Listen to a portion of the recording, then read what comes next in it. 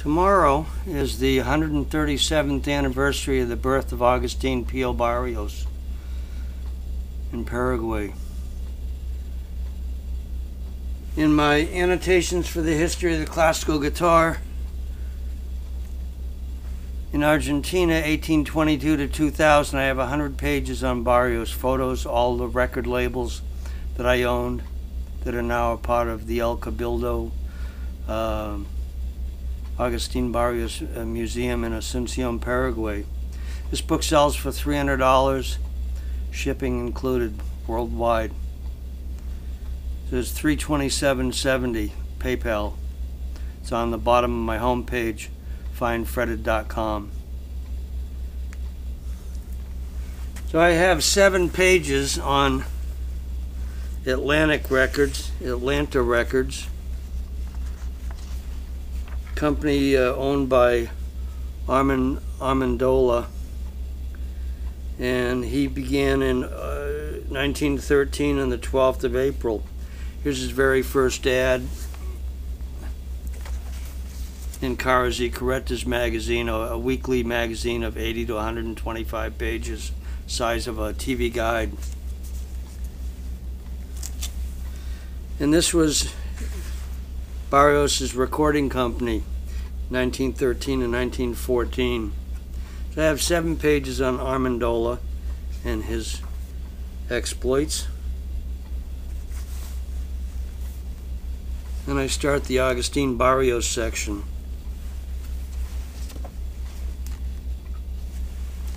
Of 100 pages. Here's the very first ad. This is from July 5th, 1913.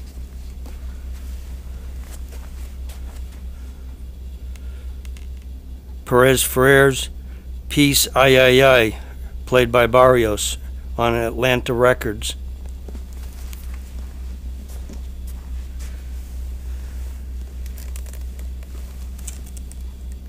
It says a delicate and aristocratic estilo criollo, played by the celebrated concertista de guitarra, concert guitarist Agustin Barrios.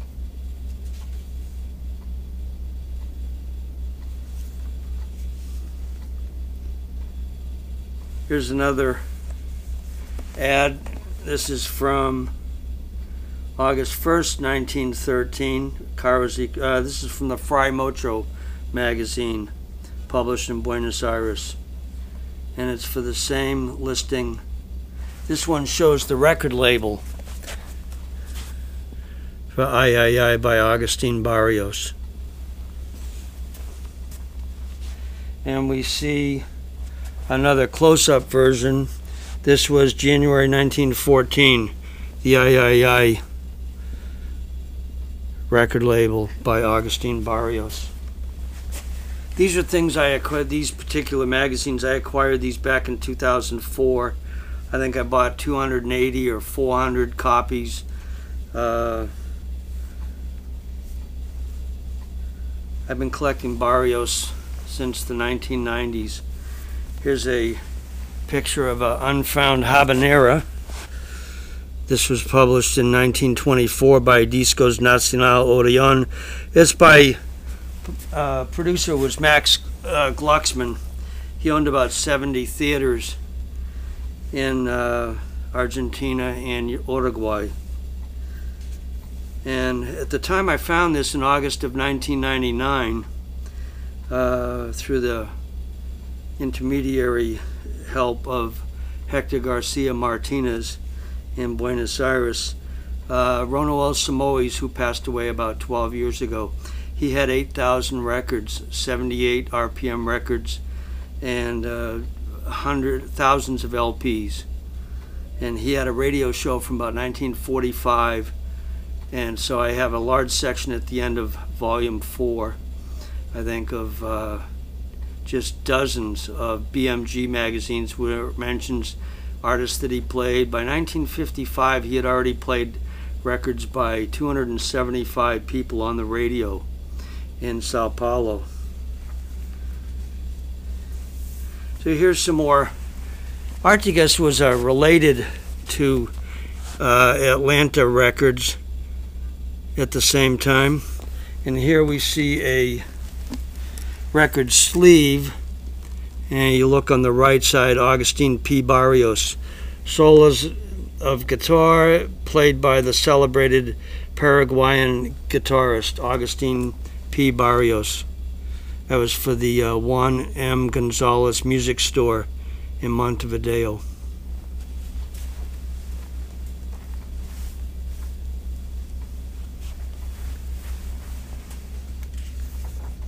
Agustin arrived in Buenos Aires in 1910. It's said that he did see Miguel Llobet play at the Salón La Argentina. If that is a fact, he could have seen Miguel Llobet play with his very delicate pianissimo repeats, etc. When Miguel Llobet arrived in Paris in 1904, he already had his name known in South America. I have Targ y Carretas magazines showing that he was advertised or mentioned as an international concert artist at least 6.5 years before he arrived to do concerts. And when he arrived in Paris, he was able to associate with people like Claude Debussy, Maurice Ravel, and other luminaries, and they were really thrilled hearing the huge dynamic range that Miguel Llobet had at the time. By 1925, Miguel Llobet was into pure virtuosity. This is documented in the Diccionario de Guitarristas y Guitarreros by Domingo Prat, published in 1934. He really didn't care about all the dynamics that he was very good at. He just wanted to play as fast as possible. We hear him playing the Etude in A major by Napoleon Coste, recorded in 1925. We hear him playing that at about 11.5 notes a second. And I also noticed that in the period 1910, 1915, etc., into the late teens, Andres Segovia was also performing that Etude in A major by Napoleon Coste, though he never recorded it.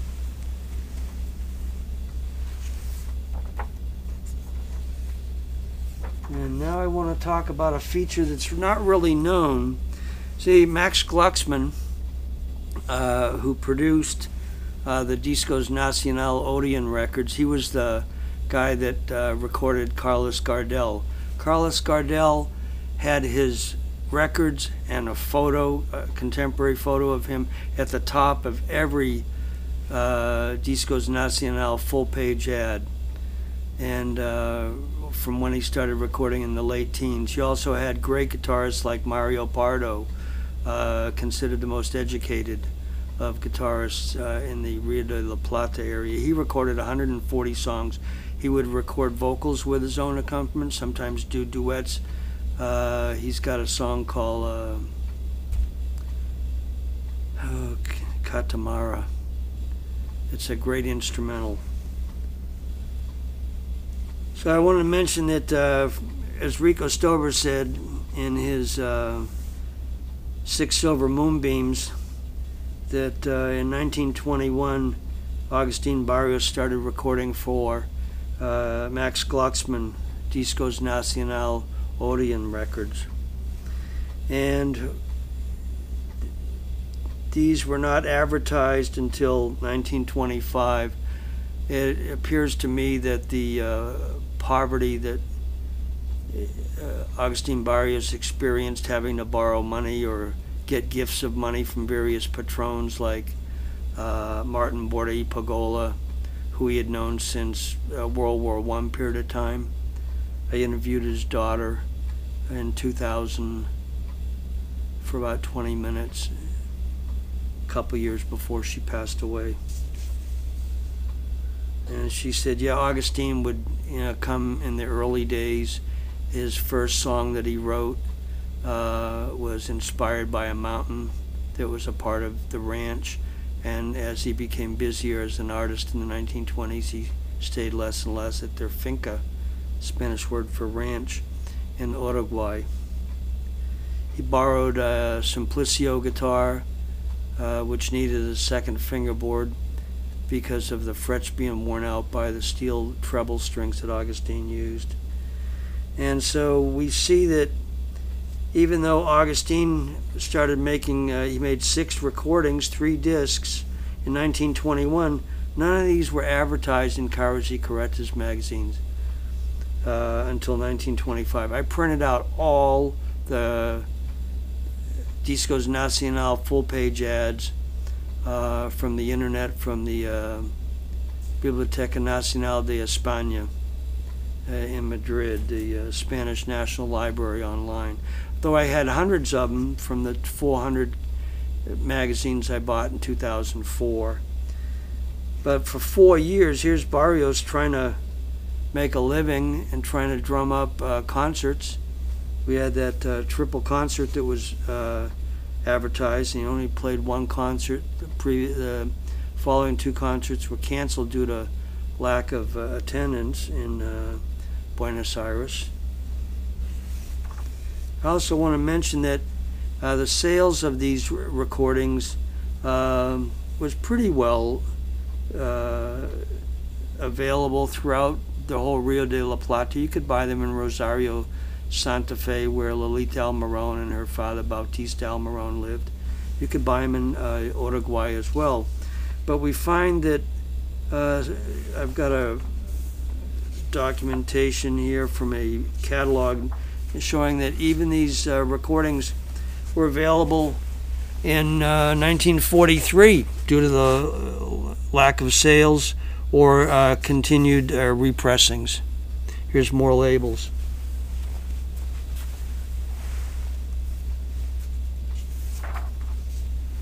Here's a test pressing. Here's a picture of my colleague Rico Stover. All the time I'm saying, Rico, we miss you. He passed away 3 years ago, February. And nobody knew Agustin Barrios' life like Rico Stover did. You see this Armonias de America test pressing handwritten label.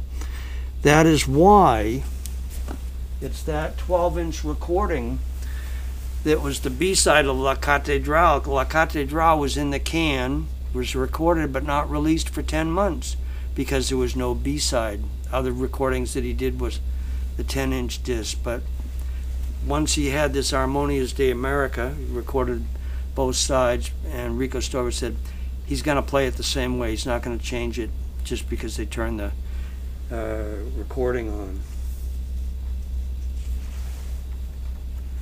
So then they had all the advertising. I told you Max Glucksman had his weekly ads in Caras y Caretas magazine.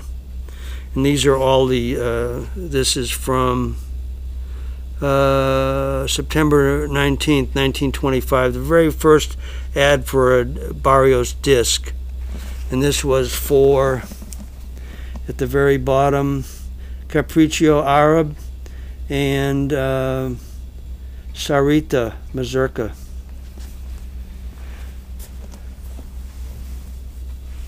Andres Segovia, in his tour of 1928, was at, I'm blanking out on his name now, Italian guitarist that was publishing sheet music. He was at his house, and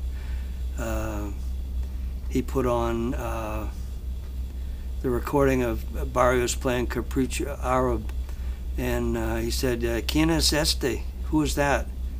And the host said, "Oh, that's Agustin Barrios." Agustin Barrios visited Andres Segovia in Segovia's hotel room in 1921 for about 2 hours, and he had a manuscript of La Catedral with him.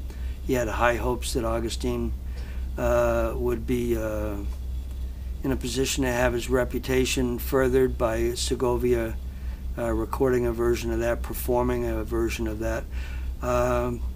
I had a lot of discussions with Rico Stover. He visited my previous shop at least 15 times. Came in just after he left Venezuela during the economic ruckus in 2004, where he was a Fulbright scholar for his second time. And I used to talk with him, and he'd say, well, you're a detractor by saying that. And I said, look, I said, I want to know who Agustin Barrios is. Not the myth, but the real player. I said, he was a great composer. And, but I said, when he was in Segovia's hotel room, Segovia was not hearing him do pianissimo repeats. He might have heard Miguel Llobet do that on stage in 1910, and he heard other players use that full-blown musicianship, but he wasn't exhibiting it in his own playing. I said, you can hear it. You listen to the introduction of Capriccio Hour by Tarraga. You don't hear him doing a pianissimo repeat. And he goes, well, that's because of the poor recording quality. I said, no, that's not a part of his playing. You hear Segovia's 1927, May 1927 recordings, great J.S. Bach pieces, etc. And he's got dynamics that are in tone that were just incredible.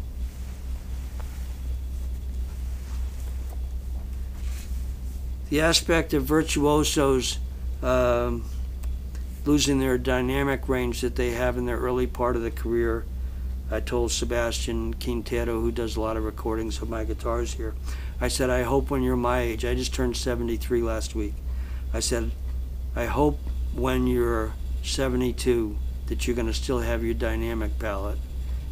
He studied with Mark Teicholz at the Conservatory of Music, graduated 3 years ago this month. He studied with Mark for 4 years, and Mark believes in 24 or more gradations of volume. And so there's a whole lot of musicianship that sometimes when people have been famous for 40 years, they play loud and louder. Instead of going from 1 to 10, they play on 10 and 11. So I have every particular ad for Agustin Barrios's recordings all the way through to 1930 here, and show you some pictures of early sheet music editions. We see this Carlos Trapani in Montevideo published Barrios's Gavotta in 1921. Also the Humoresque. Later in about 1928 we see Diego Garcia, the Antigua Casa Nunez store, publishing sheet music pieces as well, País de Abanico. And the famous VOLS number, Opus 8, number 4, John Williams recorded that in 1977, I think. And we see a listing of Barrios pieces in the 1928 Romero y Fernandez catalog. This catalog also shows Segovia scales being available at that time. I do show a cover and autograph of Segovia's scales that were published in 1928. So we see Barrios' Humoresque Madrigal, very well-known gavotte.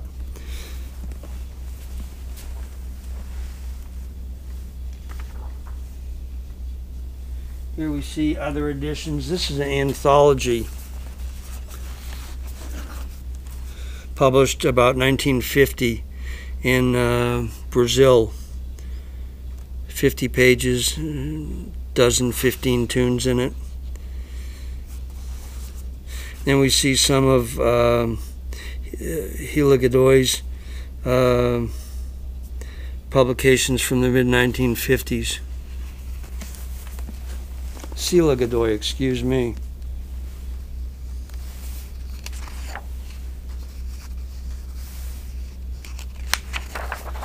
Here's an early edition of Coro de Saudade.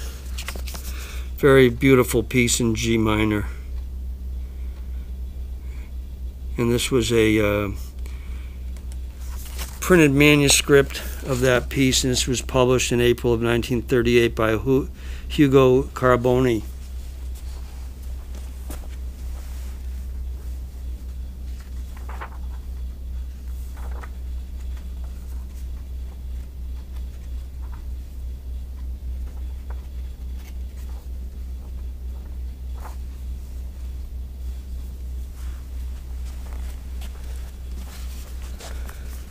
Here's a photo from early 20s.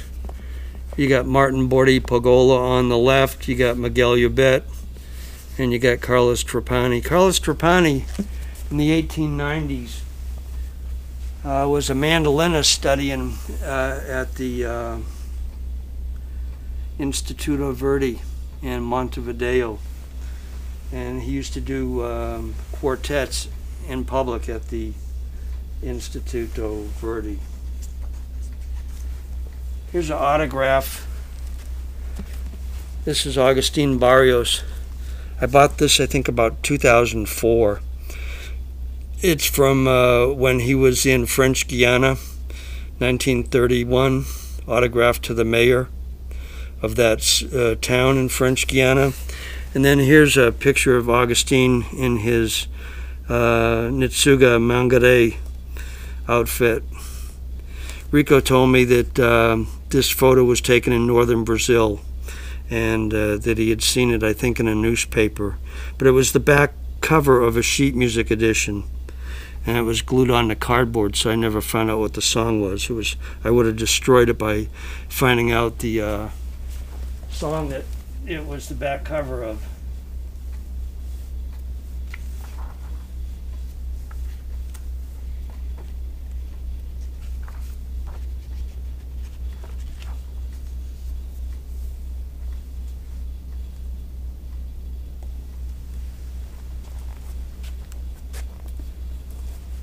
Here we see on Radio Uruguay CX34 in October of 1931 playing a Barrios pieces on the radio in Montevideo.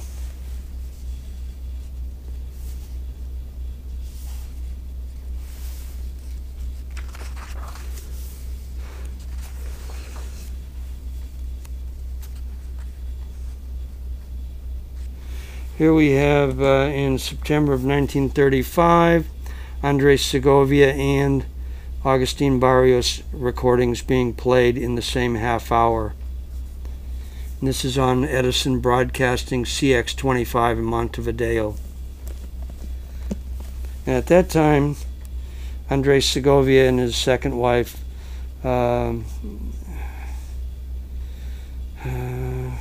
Madrigara were living in Montevideo. Here's a picture of a cover of a concert from 1937. This was given to me by my colleague in Puerto Rico, Ramon Vasquez Lamboy. And we see this where they're asking for silence from the audience so that these unmicrophoned guitars can be heard. Later we see the same thing for Segovia concert in Central America about 1941. Word for word, same thing that was used in 1940. And here's Agustin Barrios pieces recorded in the late 1940s by Abel Calavaro for Parlophone. He's playing a Tarantella by Castelnuovo Tedesco, and also a studio by Barrios and a studio by Villalobos.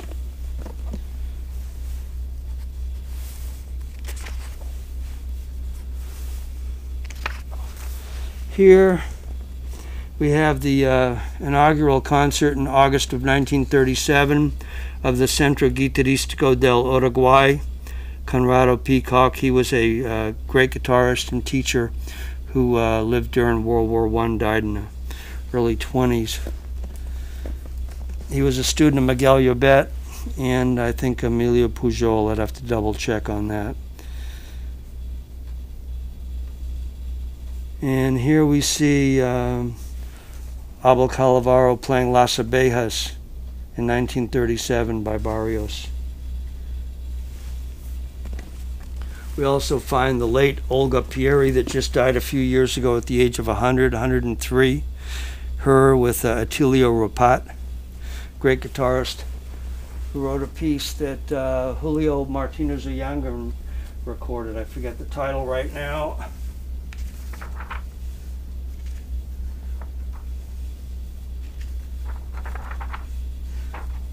Here we see a program for November 1948 concert by Abel Calavaro at the Palacio de la Música in Barcelona. Same theater where Lolita Almirón played 1931, Segovia, Pujol, everybody played that theater. And so he played pieces by Barrios in concert. He played Las Abejas in the third set.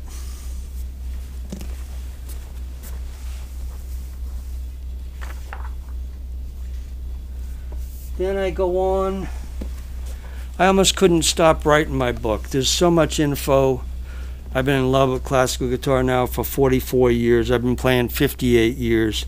Started off with rock and roll, got into blues, slide guitar in 1968. Used to play a lot of Robert Johnson, Lightning Hopkins stuff, Blind Willie Johnson, Crying Sam Collins, a lot of the great fingerstyle blues players of the 20s. But I got into classical and flamenco in 1978. Here on these pages here, these are listings from different magazines or newspapers, and a lot of them from Guitar News, published by Wilfred Appleby in England from 1951 to 1972. And so these are all different artists that are mentioned in those different magazines, newspapers, as to playing pieces by Barrios. Here's the listing of 23 pieces. I showed you the cover of this, published about 1950.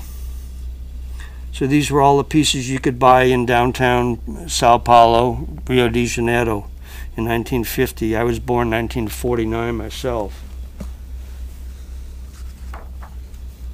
Here's Ronoel Simoes, the guy that owned the biggest record collection for classical guitar, over 8,000 recordings.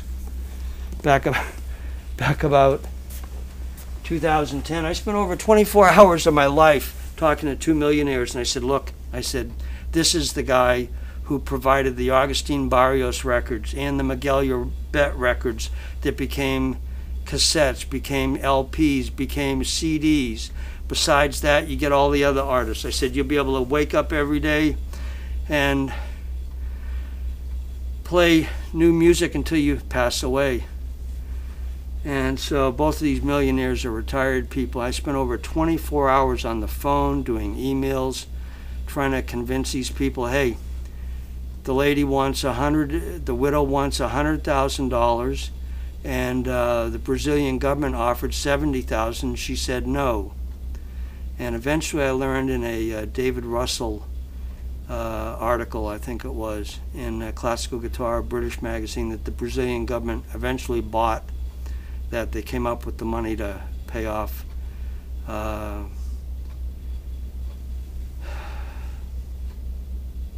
Ronoel's widow.